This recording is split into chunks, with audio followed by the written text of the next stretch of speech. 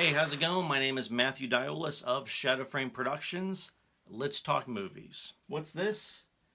This is for my new series, Shadowframe Reviews, but we'll talk about that soon. I love movies, you love movies, we all love movies. But sometimes when there's a movie that you're really excited to see, sometimes movies let us down. So this is a list of 10 disappointing movies. Sin City 2. The original Sin City is one of my all-time favorites. From the look of the movie, from the violence, the cast, great cast.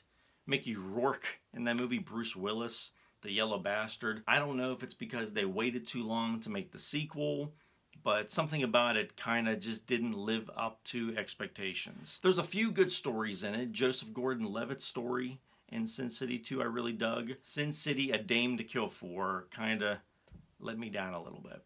My favorite M. Night Shyamalan movie of all time is Unbreakable.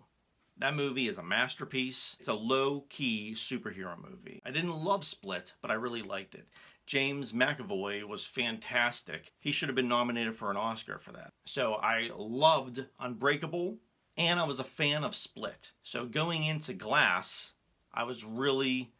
this was one of my top most anticipated movies. And there's aspects of Glass that I liked. It was great to see all these characters together. It was great to see Samuel L. Jackson back in that role, but it was a little disappointing. It didn't live up to my expectations, unfortunately. Expectations can be a bad thing with movies. It's good to go into movies with low expectations. Another one of my favorite movies of all time is Predator. Predator is an all-time classic. Predator 2 is great as well, and that is on one of my lists of most underrated movies. Predators was pretty rad. The Alien vs. Predator movies, they're guilty pleasures.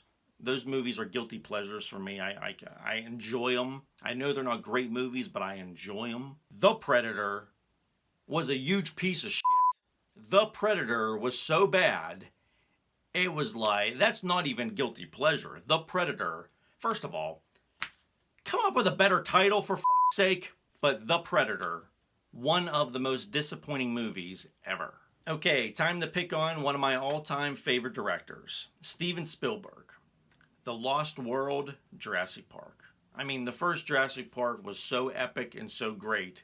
Going into the second one, it's not a bad movie, but compared to the first, it's like, Spielberg, what are you doing?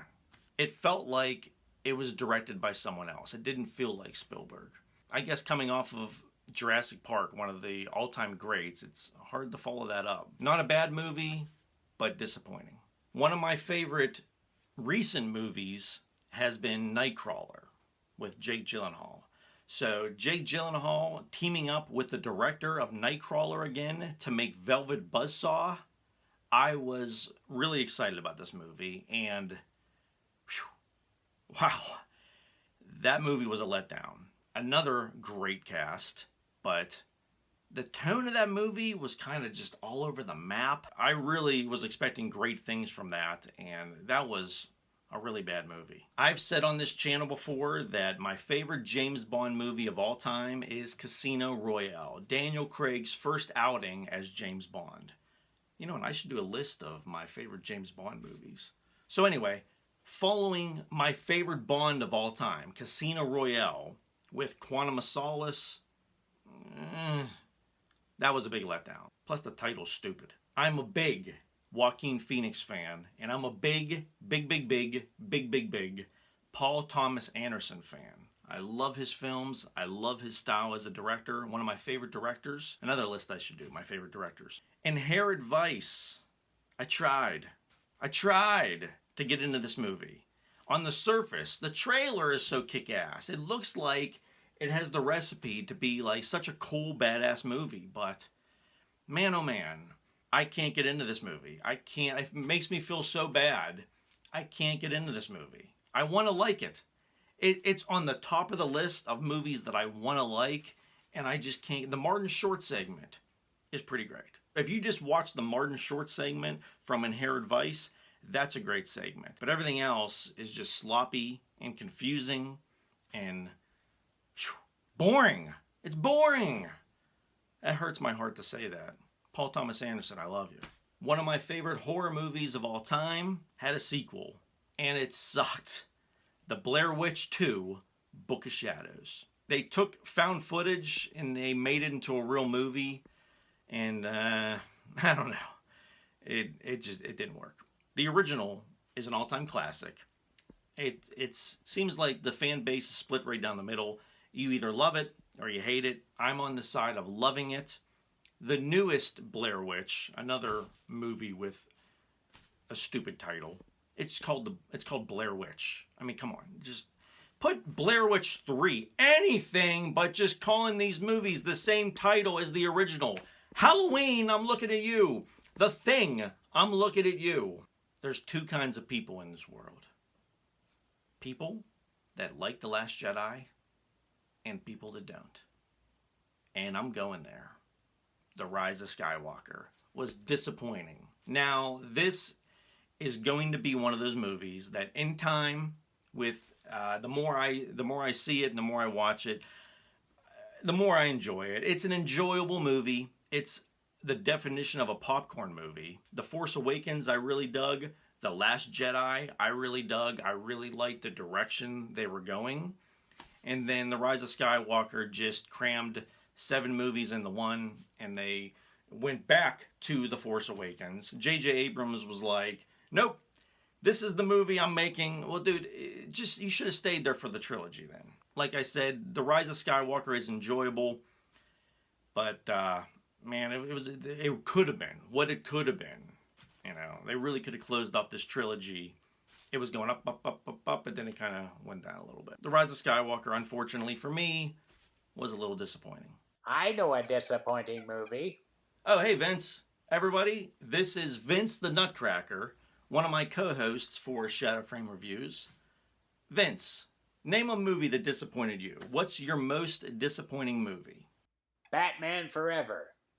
Oh, and yes. And Batman and Robin. Batman Forever and Batman and Robin. Yes. Yeah, I agree. I agree. After Tim Burton's Batman, which isn't a perfect movie, and Batman Returns, which I dig, but I kind of have some issues with, but it's miles ahead of Batman Forever and Batman and Robin. Yeah. But yeah, Vince, I agree. Batman Forever was definitely disappointing. How about you, Slate? This is Slate, my other co-host for Shadowframe Reviews. Terminator 3, Rise of the Machines. Terminator Salvation.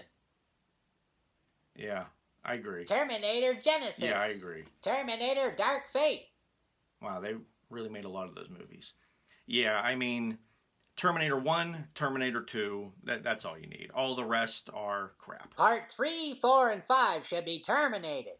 Without James Cameron, I don't care if he produces. Without James Cameron in the director's chair, there will never be another good Terminator. All right, here we go.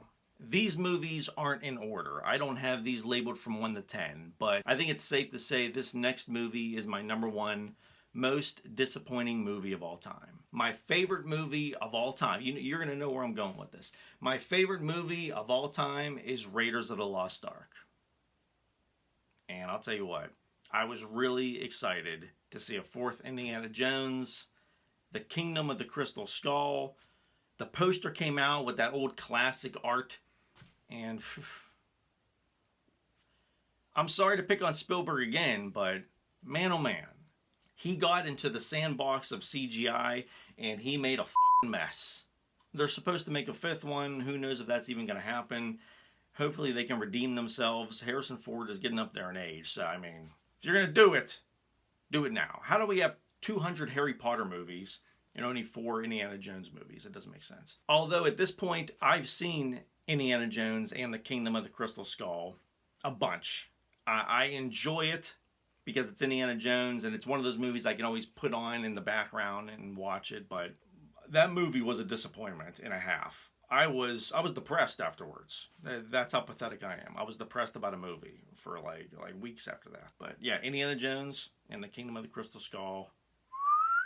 And everyone talks about the refrigerator scene being horrible, and it is. But Shia LaBeouf swinging from vines with CGI monkeys is 1,000 times worse. That is the worst thing ever. Thank you, Vince. Thank you, Slate. We will see you soon for Shadowframe reviews. Son of a bitch.